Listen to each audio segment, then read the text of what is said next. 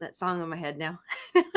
All right, welcome everybody to the flow. We were just flowing backstage there, so we thought, oh, we better invite everybody Oh my God, to join us. it's time to get on the air. Yes, we were having a good time, so we thought we'd let you come on in with us. Yeah, you're invited. There you go. Well, we're happy to see that there are a bunch of people here already.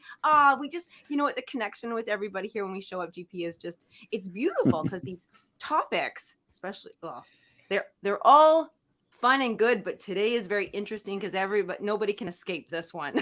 Nobody. Oh, look at, yes. Okay, sorry, I'm reading all the comments. I have to, yeah, it's so funny, GP. When we do a radio show, there's no comments. When we come here, there's comments. You like look over there. Oh, it's true. Yeah, when we did it as a radio show, it was kind of quiet. It was more like you're in the library, and then you just whisper. Well, we'll get everybody a few minutes to hop on here. So welcome to the flow from Ohm School Live. We are very, very live. You can see from the steam from GP's secret tea there. Wonder what's in there. Today, the eye of a newt, a salamander tail. Did you make that under the moonlight the other night? I did. Yes, yeah, I made this whole batch at the equinox. Yeah, the equinox. So this is from a bone. Yeah. Yeah. There you go. That's a portal. Oh my gosh, that's a portal tea now. It's a portal. Yes. There you go. Well, actually, speaking of portals, this is an interesting way. That's a good transition segue. Here. Yes, segue, because we are talking about the mind and the body. Are they separate? Are they one? Do they talk to each other? What's going on? How do we communicate? Maybe it all is. And so we are here to demystify this mind and body thing. So GP, okay. I will begin right away by saying a lot of people, now it's not that it's right or wrong, it's just what we do. We have a symptom. We have a sign. Something shows up. It's on our bodies, it's in our world. And then we think that says something. They think, oh, it's a sign that I'm right or wrong, or that I'm doing something. Or they ask, what does this mean? And they get on Google and then they search. So, right. So we have our own Google. We have our own search engine inside of us. And it's not just the mind. So I'm going to let you. Heavens no. Heavens no. Yeah, a very deficient organ. Yes. So where is our search engine when it comes to symptoms and manifestations and things showing up in our life? If we want to know how or why, what is it saying to us? Well, it's different. There's plenty of places where you can go get a chart that says if you had this symptom, it means this, or you have this symptom that means Angel Gabriel is trying to tell you something. If you see 1111 on your clock, then it means this. There's all sorts of charts like that make a direct correlation. None of them are valid because none of them are you, right? The beauty and the fun of being a human being is discovering this unique combination of energy that makes up your experience, that makes up your body. And so what a symptom that some kind of energetic deal that manifests in your life as one kind of symptom could manifest in somebody else's as a completely different kind of symptom. And yet at their root, they have a very similar, even the same cause. So you just, the complexity of this is just so off the charts that our minds cannot grasp it. And at best, we can find maybe a direction to look at. When I teach the chakras as a therapeutic tool, it's a direction, right? I say, okay, so if it happens, if there's tension in the solar plexus, it's likely that it means that there's some kind of inhibition to the sense of identity. The sense of identity is struggling to hold on to an old and not willing to let go of a new. Now, if I was to put that forth as cut and dry, all my students would be misdiagnosing, right? because, and this is what they do. I mean, this is what science is, the medical science is based on. This symptom means this, and everything is to get to that symptom. Here's the cause, here's the list of drugs that you give, or here's the procedure that you do, and it's all very rote, right? And the holistic approach isn't like that at all. It recognizes that every individual is an individual. There's all sorts of things that have happened that makes their body sensitive to one thing and not sensitive to another. There can be some guy, who goes off to 3 tours of duty as a combat vet and comes back with no PTSD, right? And has an argument with his wife and breaks down crying. He doesn't, the different parts of our lives and our psyche and our energy can be very sensitive to different things, and so you can't lay it out cut and dry. And this is what makes healing an art form and not a science. There's some science behind it, right? But the actual practice of it is pure art. It's pure being in the moment. Yeah.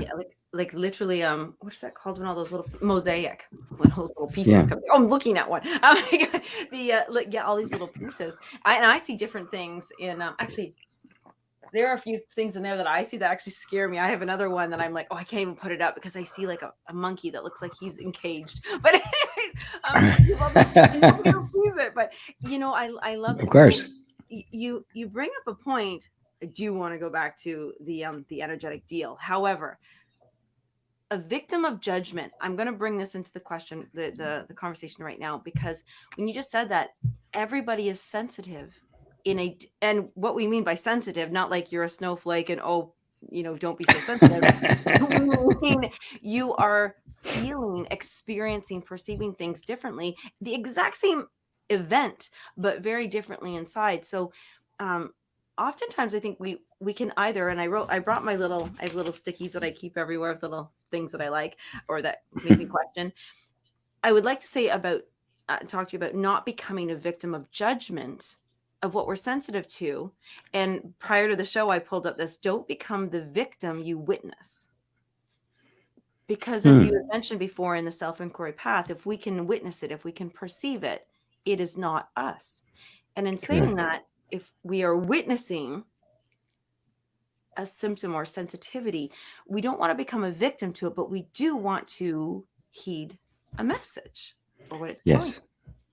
Yes, absolutely. And that requires a sensitivity and a curiosity about the inner workings of your own body and the continuum between the mind, the emotions, and the body.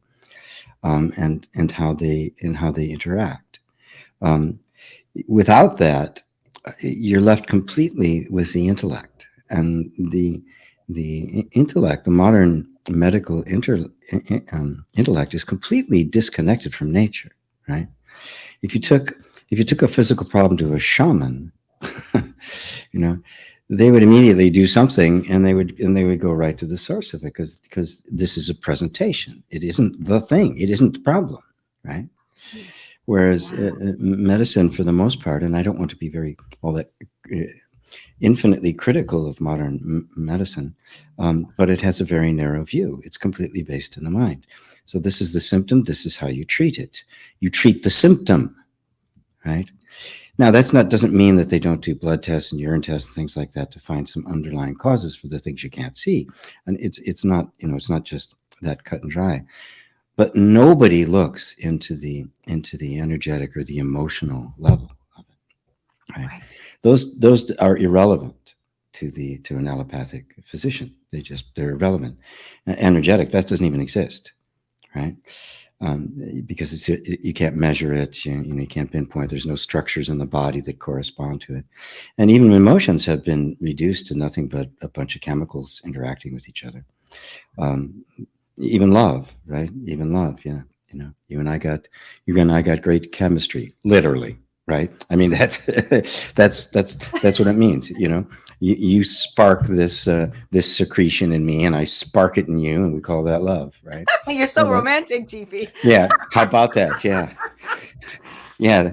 That's gonna get me. That's gonna help me score after a date. That's going on everybody's Valentine's Day card, okay? Yeah, we're gonna put that on the Valentine's Day card. Spark secretion.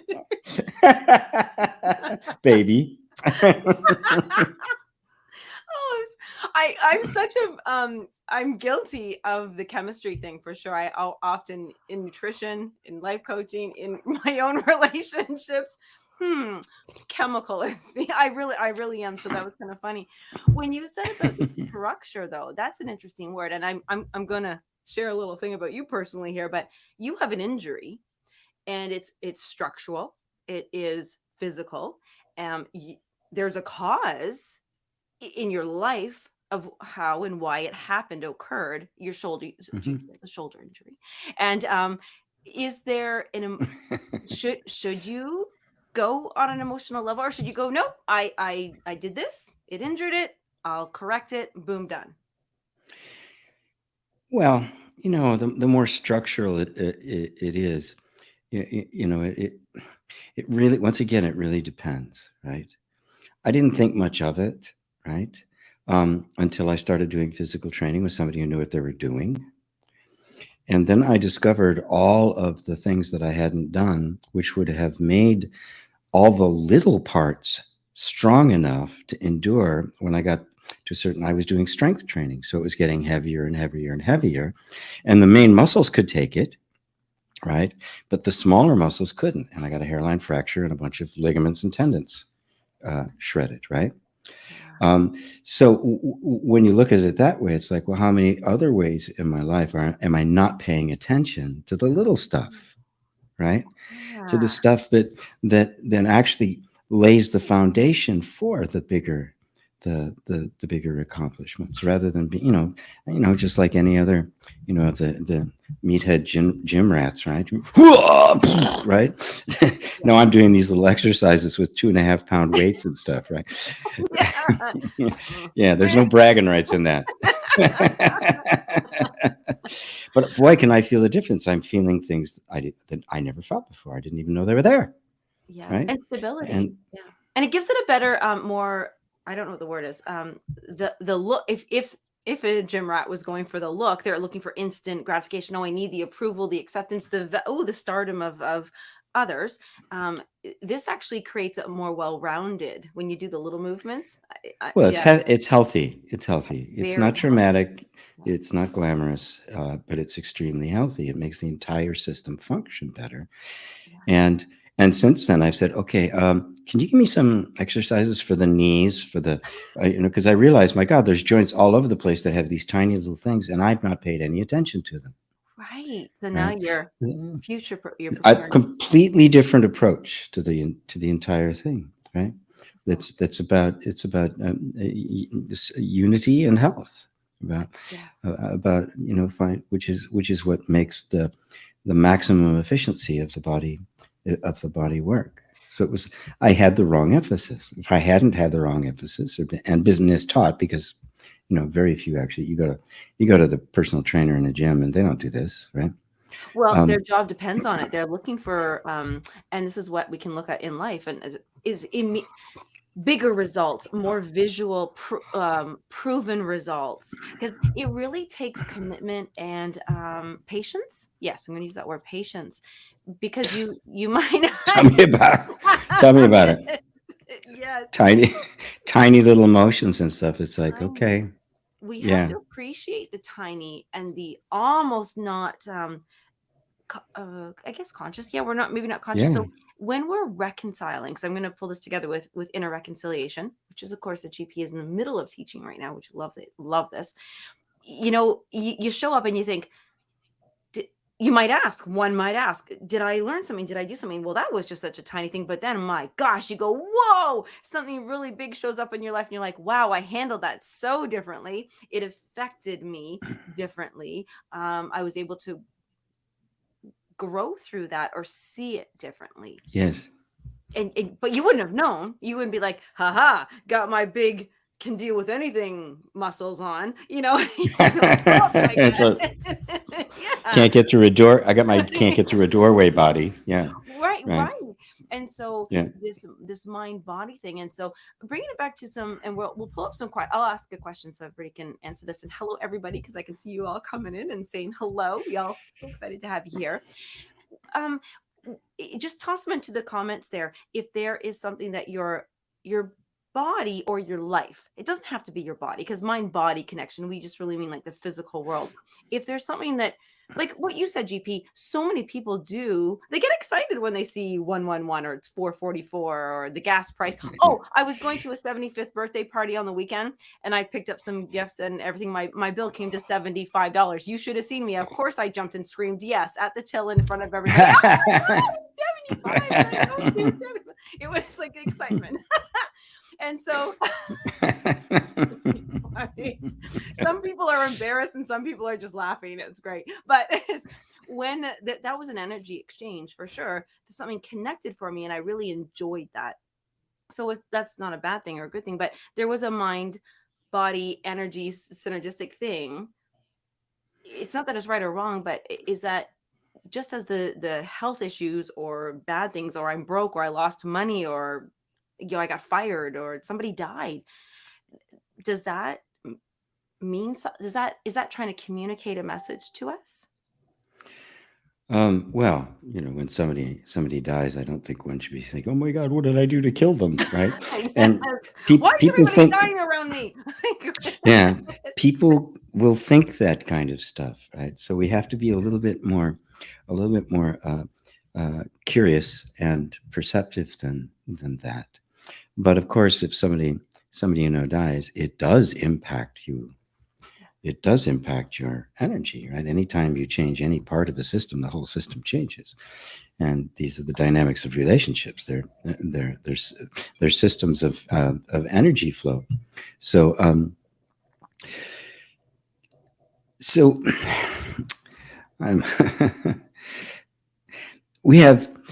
you can look at every aspect of your life as a body. There's like an emotional body. There's a money body, right? There's a relationship body, because these are all different kinds of ways in which we show up in the world, right? So body isn't just this particular physical structure. This is the least of it. This is the tip of the iceberg. There's so much more under the surface. So there's so many ways in which parts of our body can reflect what you might call an energetic disruption. And the truth of the matter is, because this is the tip of the body, is the tip of the iceberg, it's the last place it shows up. If you've got a presenting symptom that's severe, it means you have ignored about 1,000 messages up to that point, and it is just compiled and it has grown, right? And now it has no choice but to basically lay you on your ass. Otherwise, you'll just keep going, and that will be the end. And sometimes people don't discover that until it is almost the end, and don't realize that there is still a way out, that there is still a way to backtrack that. But at that point, when it becomes that pronounced, it becomes diagnosed, and now the death sentence is passed. You've got 6 months to live, get your affairs in order, right? Which isn't necessarily true. I don't think it's true at all, as a matter of fact, but the moment it's pronounced, it's believed. I now accept that, and I'm certainly not looking into the what's going on inside of me now that might be giving it a cause. As far as I'm concerned, it's game over, and I prepare for the end of the game. There have been a few instances that we find out about somebody saying, well, okay, I'm gonna use this time to bring myself to a higher sense of love, and then they keep living. They use it as an opportunity for spiritual growth. Okay, it's over. I did this, so I'm just going to completely devote myself to letting go of everything that isn't loving and kind and compassionate, and voila, they live another 50 years. It happens, and it happens with enough regularity that it's worth looking at. But there's an ideological bias against that kind of thing. To me, you cannot separate the mind and the body. And then when I talk about mind, I'm not just talking about thoughts, right? That's a very remedial way of looking at it, the law of attraction. I'm just going to change my thoughts, and it's going to change everything. I'm looking at a continuum of thoughts, emotions, beliefs, assumptions, energetic patterns. In Buddhism, it's all mind. Even the body is just a manifestation of mind. Right. You cannot separate the two of them. But in our modern world, we have separated them. It's a very reductionist. So the mind is what we would refer to as cognitive thought, our thoughts going, right? And we believe we have control over them. Just like everything else, we think they operate independently. Now, since Freud, we've had the subconscious and the unconscious, which are also called mind, which are these areas where are murky and we can't really get to them, but they're still very much based in this idea that this is just a functioning of the body, right? And when you look at it more spiritually, you see that it's really the other way around. The body, emotion, the energetic things, the physical, the mental, are all reflections of consciousness. These are all the inevitable result of being self-aware. And awareness of yourself automatically creates experience. And that experience, because we believe it to be external, we call it mind, emotions, and body. But in fact, it isn't external at all. And thinking that it is makes us believe in external influences. We think the external influence has caused my condition, right? Instead, in fact, it's my belief in the external conditions. My belief is always what produces it. Now, a lot of those beliefs are very hidden. They're assumptions. They're so deeply entrenched that you don't see them directly, right? Mm-hmm. It's kind of like magnetism. You'll see you put a magnet under a piece of paper. You drop iron fillings on it, and it'll take the pattern, but you don't see the magnet, and you don't see the actual magnetism itself. You can't. Right. So where you detect it, where you see these things, is where they manifest, right? So if all you're doing is looking at the manifestation and think that's the thing, you're going to treat the symptom. Right. And if you think the ultimate cause is the body, well, you're going to treat the body. But if you see that the ultimate cause of all of it isn't any of that at all, but these energetic assumptions laying at the base of consciousness, then you look in a completely different place. Then you see everything around you is a manifestation. Yeah. And the source of that manifestation is unknowable and undetectable, just like magnetic waves. You only see its effect, you never see it. What? So wow. I love this magnet thing. So what if we go on the search for the magnet? What if are we doing self-inquiry to find the magnet, or no? You don't get to find the magnet. Just know the magnet's there. Do your business. Like it's more fun. It's more fun than that. Right. You can't actually find the magnet because you are the magnet. During inner reconciliation, though, can you not dissolve the magnet, but smash the magnet, move the magnet? Well, what you're talking about is the assumptions, the energetic assumptions that are appearing, that are manifesting, right? They're kind of the invisible hand that's making this particular form take place, right? Yes. And you see the assumption reflected in the whatever that particular thing form that's taken, right? Mm-hmm. But that's not the end of the road. The assumption is empowered by your belief in it. So you have to go beyond the assumption to you, the one who believes in it, because it can't operate except in the dark. If I see it, it's no longer an assumption, and it's clear, and I can see that it's not true, and I can let it go, and I can go into a deeper truth. Right? This is the process of getting of working your way back through all of the levels, and every level has on it a set of assumptions and a set of layers that have been created on top of assumptions. It's just almost this infinite stack of abstractions. Right. Okay. Because this is the flow, and I get to be the student here. I actually had a question I was going to bring up And now I have a deeper understanding about something.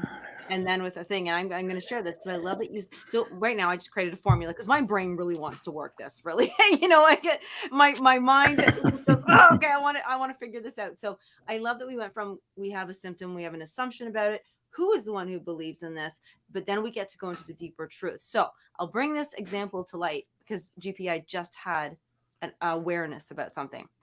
Everybody here knows I'm a beyond cat mom. Like they are my everything and my children and my babies, everything. So I let them roam around and do their thing, but at nighttime they must come in. So when the street lights come on. That's right. So I'm prefacing that with this. So a year ago, I mean, everybody gets bit by mosquitoes and spiders and stuff. You get itchy. It's annoying. Fine. Okay. We don't like them. Last year, I started getting really itchy, like super itchy and swollen. And this summer season, bruises like you've never seen come up with my bites. Like my entire legs have been covered in like these long string of bruises and weird things and stuff, and very achy and painful. And I thought, what the heck? What, I'm suddenly that allergic to it? And so here's an interesting point, GP. I started saying, I've got to go in before the sun goes down. Like when it's setting, I got to go in. And no, I got to wear full blown pajamas, all that kind of stuff, layers and everything. But no, we need to go in. I now think I have such a, my guy has a boat. He likes to have fires at night, all that. I don't like the boat. The smoke makes my hair so stinky winky. Right. So and I somehow now I'm wondering if a assumption or belief says the cats need to come in. I need to be in with them.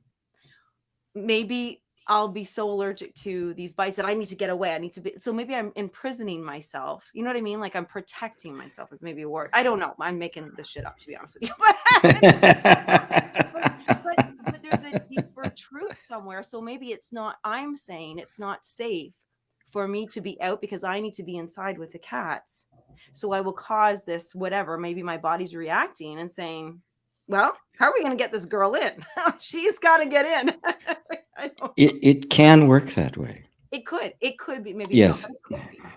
It can work that way. And these are the kind of things that you don't want to jump to a conclusion. The mind likes to jump to a conclusion because it feels better when it knows something. Yes, thank you. I like that. Appreciate than when it doesn't. But the fact that came up for you, right, would be something I would look at. I would follow that into my body to see if there was some kind of truth resonating around that. Right? Now, when I'm working with people, and anybody works with people in inner reconciliation, you take whatever comes up, you receive as the gift. If I ask a question and something comes up, I accept it as the answer, no matter how weird or out there it is. And even if the body says absolutely nothing, that's the answer. I just assume that it's not going to mislead me. So somebody said, well, I got this idea, but it was in the mind. So what's the idea? And they tell me, it's like, well, maybe that wasn't in the mind. Maybe that is, in fact, at least a breadcrumb on the trail, right? Breadcrumb. Right? So you don't need to reject it. And of course, discerning when something is coming from the mind and when the mind is being influenced by something deeper is part of the art, the skill of learning how to work in the inner environment. So I would start there and say, okay, I just simply ask the question, am I so worried about the cats that I'm making myself come in, right? In order to guarantee that they'll be taken care of. Now, as I'm just doing that right now, I'm going, that's part of it. That's not the whole thing. I can feel it. Right? That there's something else there. But I'm not asking my head, right? I'm asking the body. And of course, all bodies are intertwined. I just look at my body and I can feel anybody's body. Everybody can. This is not, this is no great skill. I guess I should wear a funny hat and a robe and say it is a great skill. I'll put my listening hat on. Yeah, I'd have more followers. That way somebody would come up to Satsang and say, when's he going to do the reading? I said, I'm getting into it in a minute. Right? Let me get my hat. But you this is what you do. You simply, first off, you drop the motivation to just get rid of the symptom, to just fix it, right?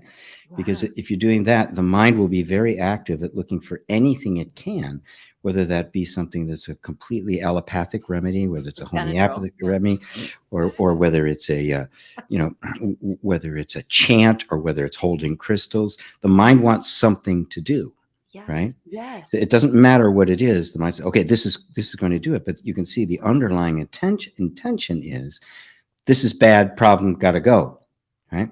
Yeah. So you put all of that aside and go, it's not bad, it's not a problem. Your body is doing what it was designed to do. Mm-hmm. It is responding to cues from the environment, both the external environment and the internal energetic environment, and is reflecting those, right? And so now you take it in there and go, okay, so why is this here? Is there something you're protecting me from, or the cats from? You're very bonded with the cat, so it could be that kind of a symbiotic shared experience manifests on your body when it's for them.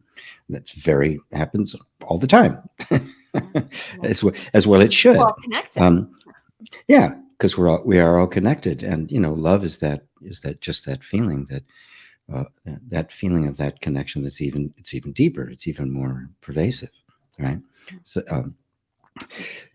So you're simply allowing yourself, without an agenda of fixing, to discover why it's there, right? Yes. For the purpose. Now that doesn't mean you go, okay, I don't care if it's there or not. It's not that at all. Of course, the body doesn't want it to be there, right? Right. This isn't the harmonious flow. Yeah. Right. It is bringing this to the surface because it needs a little assistance it's trying to show you how you're out of balance, how you're out of the Tao. Right. Yes. Oh, I love that. It needs assistance. That's so beautiful, because that's a different way of looking at it, because it's not just that it's itchy or ugly. Sorry, that's me judging that. It's achy. It's achy. And I'm like, oh my God. Right. But it needs assistance. And I think that's when we look at it. If our bank accounts are low, if we, like you said, our body's not just our bodies, but body of water or body of whatever it is, or emotional body, it needs assistance. And if somebody raised their hand and was like, help, you wouldn't say, no, we're gonna fix you. Right? That's right. You really have some serious work to do. Here, read this book. Yeah. It is, and you're right about I was thinking about how we often don't catch it in the beginning. Like if I was taking a bank account in my brain when you're saying that, and you have $100. Let's just start there. You have $100. You think, oh, good, I have $100, and everything in my life cost $1. Whatever. It's 99. We're 95. We're 87. Okay, we're 67. We're now 47. We're 70. Oh my gosh. Yeah. We're trending downward. Yeah. And the closer we get to our threshold, or that picture or belief that we're holding in our minds that says safe, danger,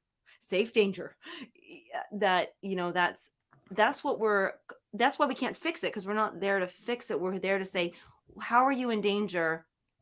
How can I assist you? Yes, that's really what it is. Sometimes the danger is real. Sometimes it's imaginary. It's really an echo of the past, right? Ooh, that's what trauma does. It gets stuck in the body, so that the body believes itself to be in the dangerous situation, even when it isn't. And the whole mission of inner reconciliation is to show the whole body system, the energy system, that the danger has in fact passed, and it can let go of the behavior that was put into place as a protection against that particular danger. And it gets stuck. That's the energetic assumption. It's down at a very deep level. That's why I have to call it an energetic assumption rather than a conceptual assumption. There's a deep map of reality that gets created. You're saying so many good words here. Map of reality. Wow. Well, that's what it does, right? But it's all done through reactive behaviors, right? But it's very, very smart. If it does a certain thing and gets a certain reaction, begins to cordon off that territory, and then it does something and gets a positive reaction, and at that level, in its most primitive level, is that am I safe or not? Right? Did I get my need met or not? That's its basic question. It's a reptilian stem, and so it just internalizes and makes automatic all of the behaviors that get what it needs, get the rewards that it needs, and it suppresses and puts down in the basement all the behaviors that don't. And it has it has no judgment about it, right? Is this a good behavior? Is this a good thing? Is this my creativity? Is this my playfulness? It doesn't care about that. It's just down in the basement, right? Because it's dangerous in this environment. You put that all together, and you literally have a map of reality. This is its reality. Right. And when it gets to and because in most family systems and the like, that environment changes slowly enough, right, that it's not constantly having to update it, right? And therefore it just really solidifies. And that eventually becomes your worldview. This is what the world looks like. Right? It's benevolent. It's not benevolent. It's kind. It's cruel. It listens to me. It doesn't listen to me. And so when we get older, this map of reality that's energetic projects itself on the entire world. And that's what we would call mommy and daddy issues and things like that. But it's much deeper. It's much deeper than that. Yeah. It literally is a map of reality. Yes, only because you brought up you said mommy and daddy issues. That was hard to say. I had to slow down. You call them issues, and then people usually think of issues as negative, something to fix or deal with. Can we have mommy and daddy happiness, goodness, like a good healthy modeling as well? That so we say we really. Like I feel like I had really awesome parents, and they modeled really beautiful, loving behaviors. And if I'm attracted to those loving and wonderful and really just loving behaviors in somebody else, that's not an issue. It's a safe, it's a healthy, good thing. Can it be that way for Oh, me? absolutely, absolutely. That's what's supposed to happen. If I have I have a good relationship with a mother that that follows what a mother's supposed to do in terms of breaking the apron strings, encouraging autonomy, all of that, then I'm going to emerge as a self-validating, healthy adult that has individualized, but not individualized in a defiant way. I'm not just, I want to be independent, the self-made man and all that kind of stuff. Right. I recognize the interdependence, right? That's the healthy. And it's even more important for boys because this happens more naturally for girls than it does for boys, which is why I'm going to be doing this class for men and women, because men have to be initiated or boys have to be initiated in manhood. It is not the same in the slightest. So, and as a result, if you have a very positive, a very affirming relationship, if a girl has a very affirming relationship with her father, then she has a model of what how she can expect to be treated by a man. If she has a relationship with her father that is abusive, she will assume that is how she's supposed to be treated.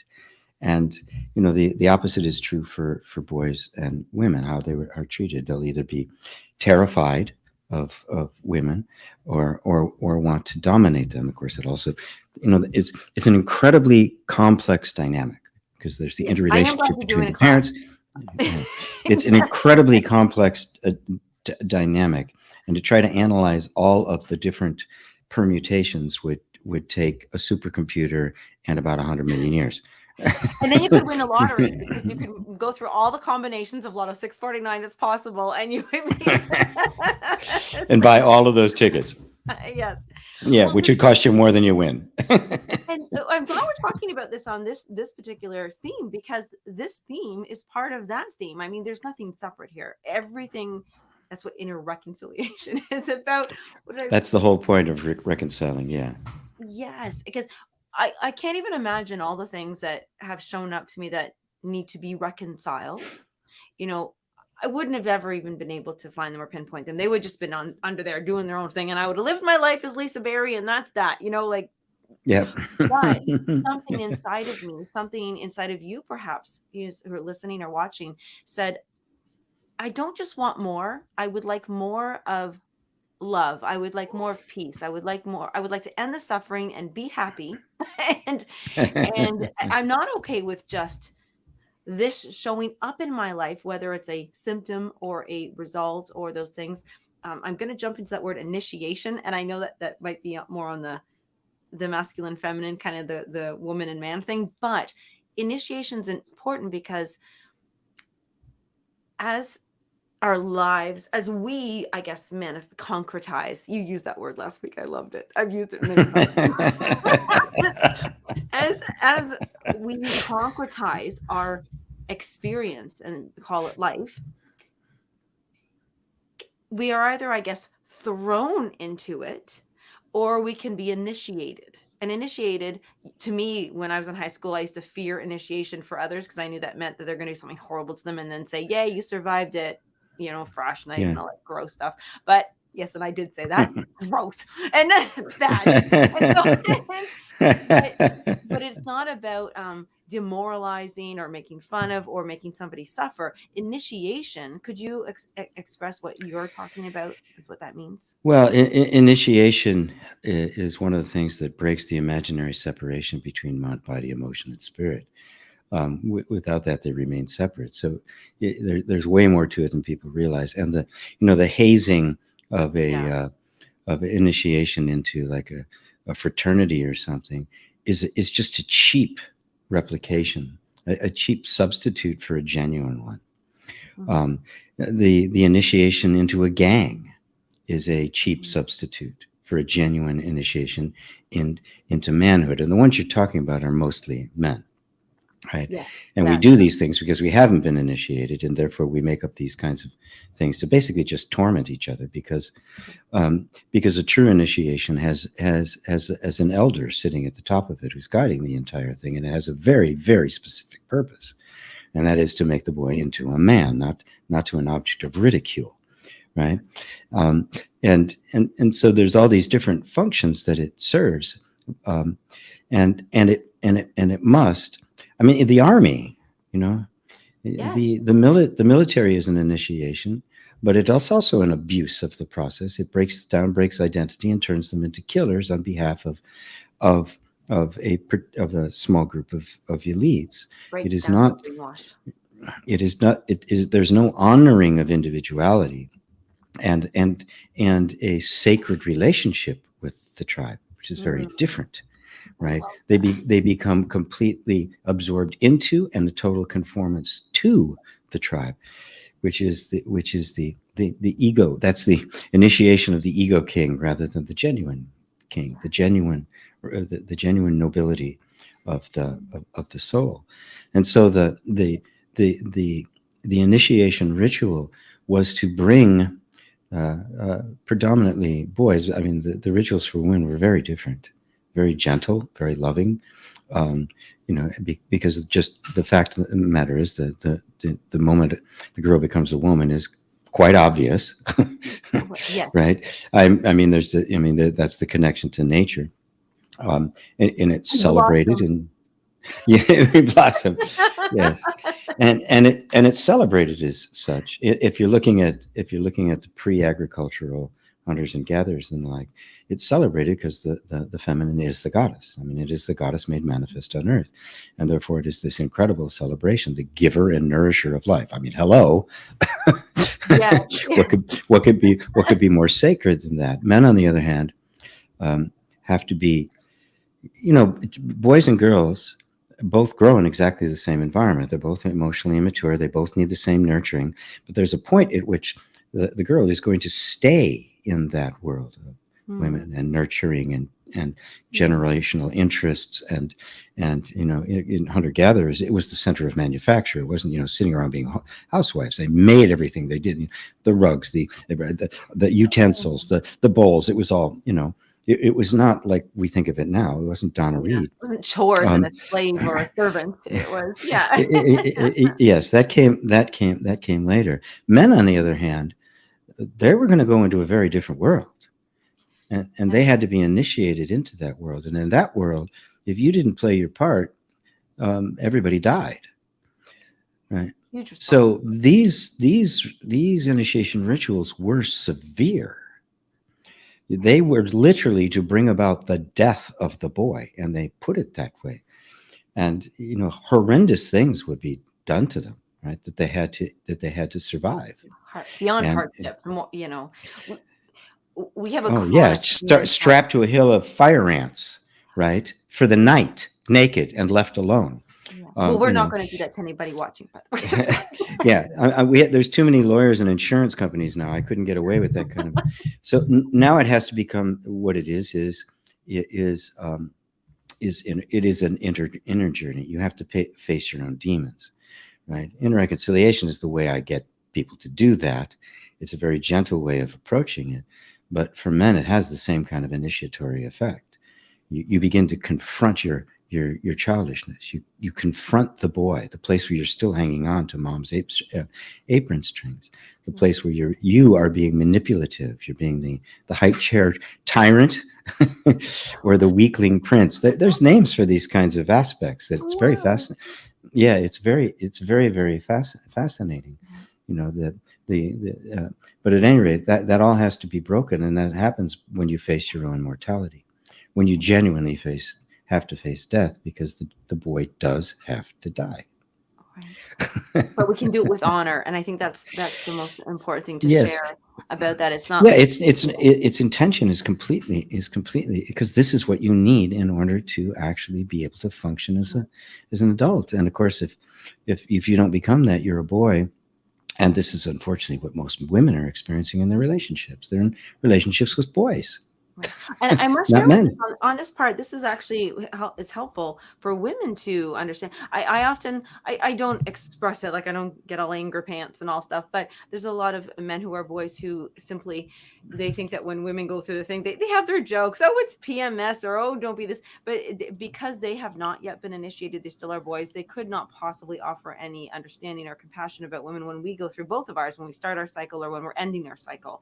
And so there's a respect that is missing on both ends.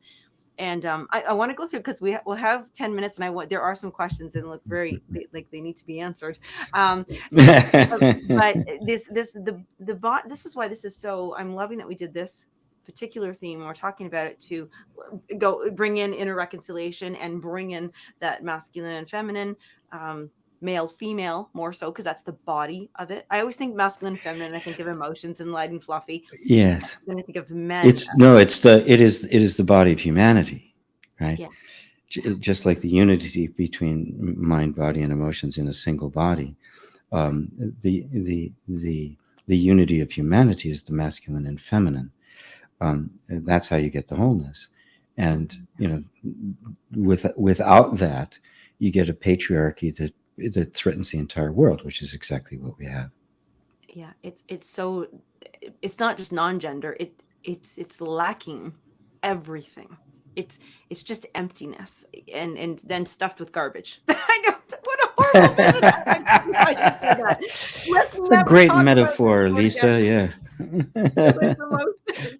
Stuffed with garbage. There's a show title.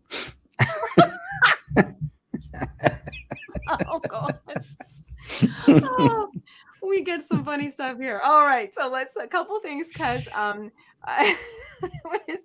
we go through. Okay, as you're looking through the questions, I just want to kind of tie it all together, because when you're talking about these initiation, what you are doing is you are bringing into harmony and balance these aspects. They're not divisible anymore.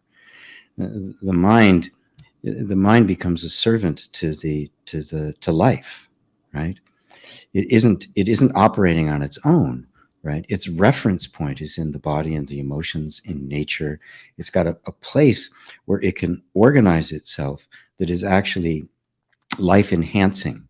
Whereas when the mind and the body and all these things get split into separate pieces, which they can't really be done, so it all happens in the mind. The mind loses the reference point and gets lost. It's a form of madness, and it is what dominates world thinking right now, because it has no real reference point. And what a culture does is try to replace that with imperative morality, right? Something that is coming. God says you must act like this, right? And of course, that changes, right? It's supposed to be an imperative, but if it was an imperative, if God's rule was truly an imperative, Jews and Christians would still own slaves, which they did up until 1865 in the United States. Yeah. All completely justified by supposedly the unerring and unchanging law of God, right? But this is what culture does. It replaces nature, our actual nature, with its own version of it, which is completely made up by the mind. And this is what happened in agriculture.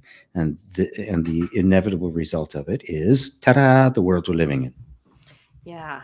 Yes. I do have a great bubble, I have to say, in this world, but I guess it's when you really have to do a lot of interactions, you really do. You bring your body of everything to another person, another community, to another country, world, city, all these things. And this is why these conversations are so important.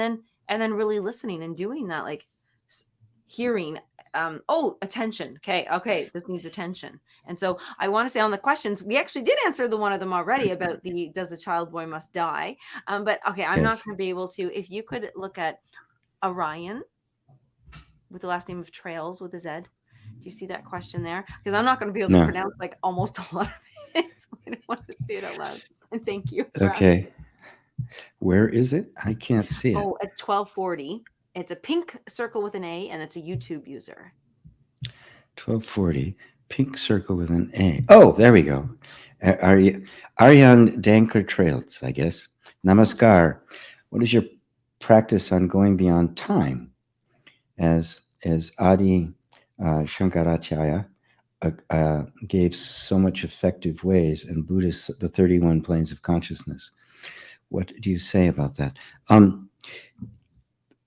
All teachings, and I can say this with authority because Buddha himself said it, right?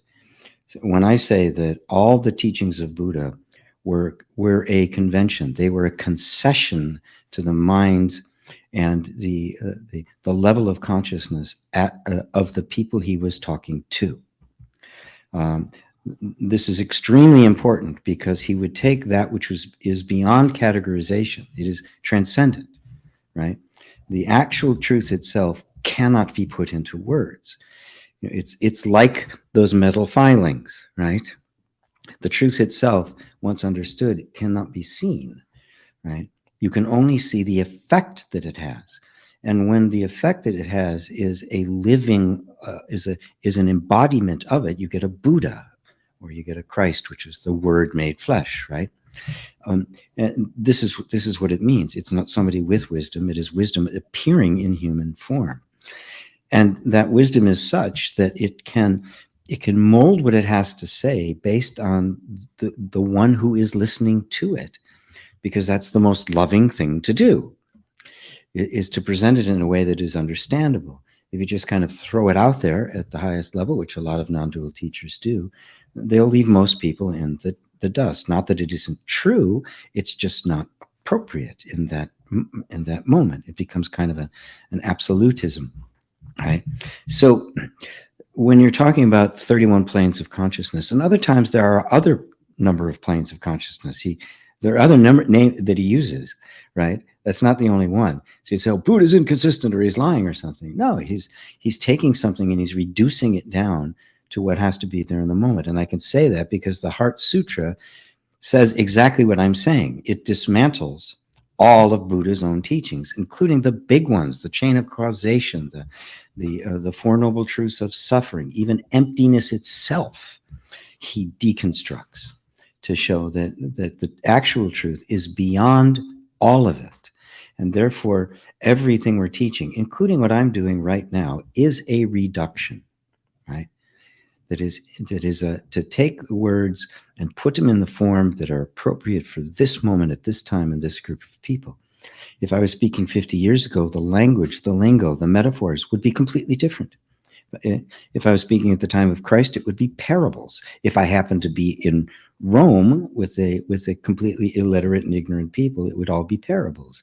If I was speaking in India with Sanskrit, which is already completely used to these ideas, I'd be speaking in different terms, right?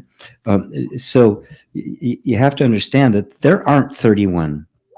That is not a fixed fact, right? It is a teaching method. It's an instrument to bring your attention, and you notice that there it appears as to be this kind of this infinite continuum of consciousness, but ultimately you're brought home to the sweet truth that there's only one, and it's me. That at the center of this is you, right? The changeless center. And it's just that we think that changeless center is somehow this form running around. So that's as non-dual as I'm going to get on a radio show. Well, of course, you're making me think of, okay, what do you mean there's only 7 habits of highly effective people? There's 8? No, there is actually the book one too. But yes, well, of course, yeah, of course.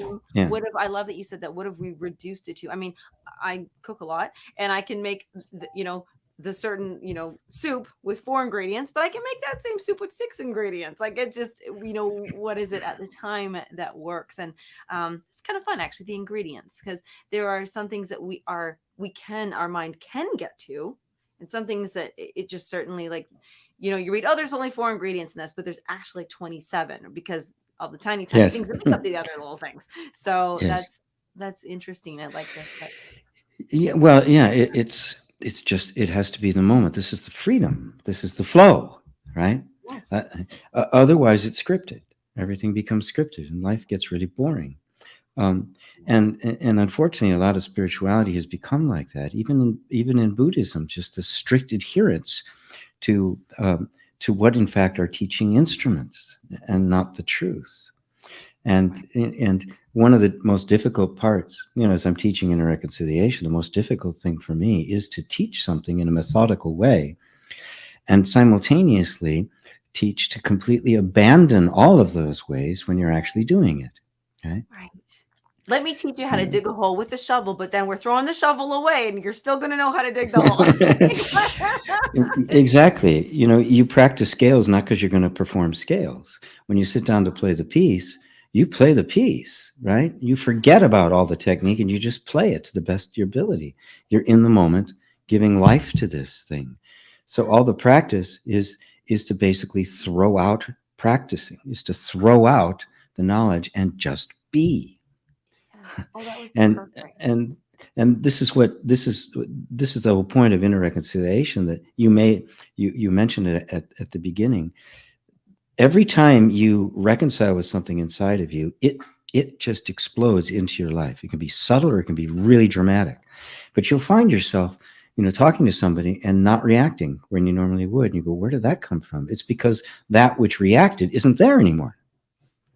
You've reconciled with it, has integrated into the whole system. It's not defending itself. So if somebody says something that would have been offensive, you're not offended. It goes right through you. So the inner work then, this is the magnet. We're working with the magnet, and now the iron filings are switching their shape, right? Because they always match the inner force. And I love the one analogy you give me right when I met you. You said it's like the key on your keyboard of your computer, J, when you hit it, it types J. But if it was a formula key, and if you hit J, but it meant A plus B equals C or whatever, then pi or something, yeah. Yeah, it's going to be, you've rewritten the program to manifest a different result. And exactly. I like There's not, I've got an N, you got a J on the keyboard. I could program the system so when you hit that J, you got a Q. Exactly. Yes. Yeah. And sometimes that's a good analogy for how our programming worked. We're hitting the J button, we're getting Qs. That's because of the trauma that messed up the programming, because it wasn't allowed to give you a J. But Q was acceptable. Okay, they'll get a Q. and I Yes. get my reward.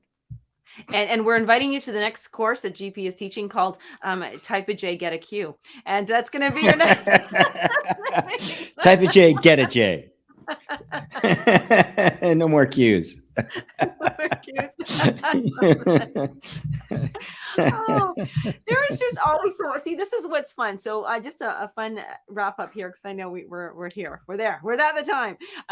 When you do enroll into a course with GP, there's the course material. You get all your course material. It's there. You're doing it. You're learning it.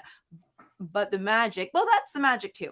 But the magic can really happen. You don't even know, is that when you do show up for class, it's like you get to be in my hot seat here with GP, with Evan right now during this course, and ask these questions and really walk through them in this way. And even when you hear someone else walk through theirs, Yes. you don't have their thing, what's going on in their world experience, but there's something in there that you just go, oh my gosh. It's just, yeah. You need, I can't emphasize it enough. You need a teacher. I'm sorry. It's not that I'm just trying to keep myself in business because I want to be out of business, but this stuff is too subtle, and it requires a guide. This has always been recognized through all time. The child doesn't initiate themselves. They can't. It requires the shaman and the elders to initiate the child. And because the child simply cannot see it. Right. So they have to be put through what is necessary for them to see it. And this is just the way it is. There's so much damn information out there. I mean, it's just an absolute glut of information. But how do you sort it out?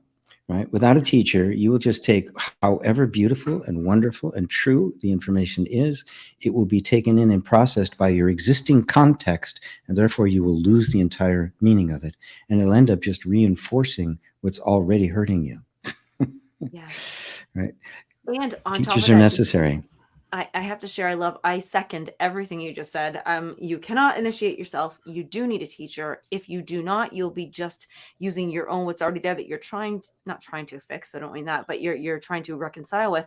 And this is something that I'm so particular now. Back in the day, I used to, a teacher showed up. Oh, sure. Yeah, I'll hire you or work with you.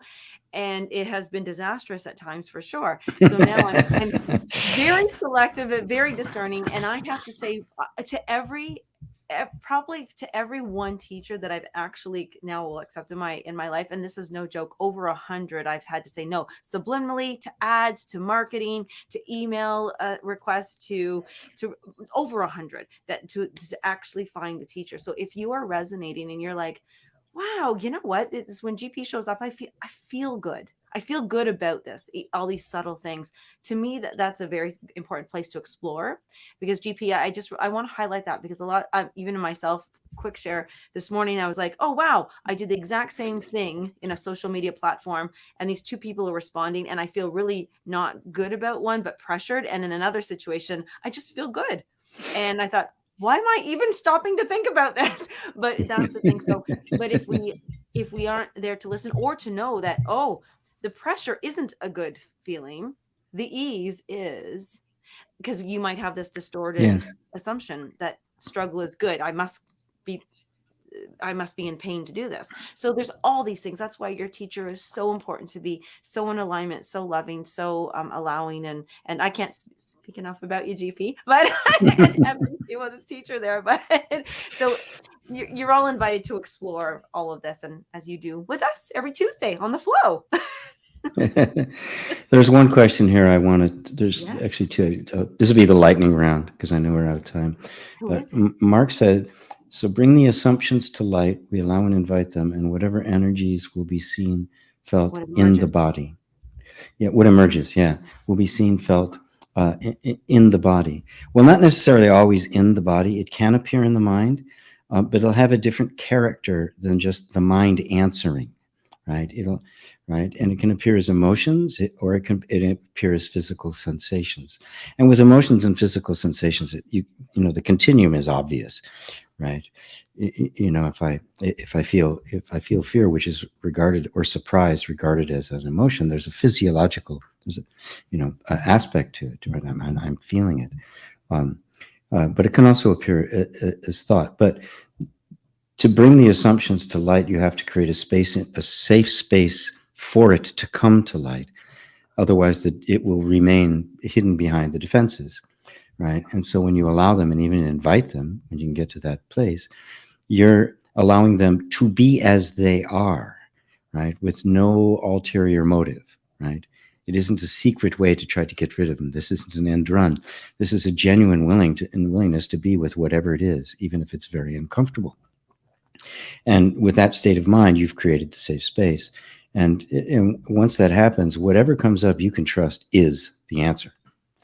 You may not understand it because it doesn't always speak in words. It has it's got a much larger vocabulary than just our chatter.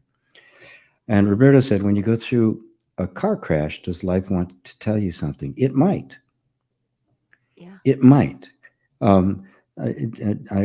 Sometimes a cigar is just a cigar. So you don't want to be over analyzing things. Oh my God, why did I? We end up with the law of attraction. Why did I attracted this into my life? How did I do that? And you end up on, just beating yourself up. You become afraid of your own thoughts, right? And that's not the object of this. On a general level, I couldn't say yes or no. I'd have to know the absolutes. I'd have to be speaking to the one who was in the car crash. And then I'd start exploring what they're feeling now. How has their life changed since that? Right? What feelings are there? What feelings were there before that? What were you thinking about when that was happening? What had happened in your life, in your relationship, at work? And look for the kind of energetic influence, right, that might in fact have been wanting to bring that about. And if it had, then what is it that it's trying to tell me? Right? When I really want to know that, I will listen, right? If I just want it to change, or I want to go back to the way things were, I want things, my neat little life, I'm not listening. I'm just going through the motions. And you can tell when you're talking to somebody whether they're really listening to you or not, or they're just, collecting ammo for their next go round to tell you how wrong you are. We can feel it, right? It's no different with, the internal energies. So I'll leave it at that. And our lightning round. Yeah, the lightning round. I like that. No, well, I love these too. My God. Here's another quick one here. Mario, if you honor someone, it's healing, especially with death. The male identity has been covered up with ego ideas grabbed from social media. Oh, that's true, but the ego was there first. Otherwise, it couldn't have absorbed these things from the social media. And the social media itself is being created by the infantile. It's boys and men's body as well. So all social media is driven by that, as is superhero movies, comic books, video games. They're all part of the same genre. These are the mythologies of boys, and that infiltrates the social media, which is created by it and substantiates it in you. The ego is the false king. The real king is completely united with the entire tribe. It sees itself in terms of the functioning of the whole. The ego sees it only in terms of itself. And this is one of the things that happens in the development, that if we get traumatized, we get stuck in the infantile, which is basically the ego that never outgrows itself. I'm going to leave it at that. But I did want to speak to that one. Yeah. Yes. Yeah, especially because, well, we're on social media right now. You guys are with us. Thank you. Yes. And I very much have definitely pulled in discernment when it comes to, even back in the day when there was just magazines. I was like, God, I feel shitty about myself when I look at these magazines, so I'm going to stop looking at them. I stopped going. That's what they're designed to do. My own. Yeah. It's like, yeah. I feel terrible when I go there. But yes, I love. Thank you so much, guys, for offering these comments and questions and being here with us. This is so special to us. This is why GP, this is your call to action. You love this. You're so helpful, and We do invite you, if anything, right now, you're here, yes, with this, but also just come visit us. Just go to gpwalsh.com, go to the website, poke around, see what's available for there, what is going to call to you to help you listen and give that space for the assumptions. There's so many options. I'll let you guys just explore, but get there first and then show up next Tuesday for the Flow Live with us here. That'll do it. Yeah. Thank you so much, GP. This has just been fast lightning speed here, but thank you, everyone. And thank you, GP. Thanks, Al.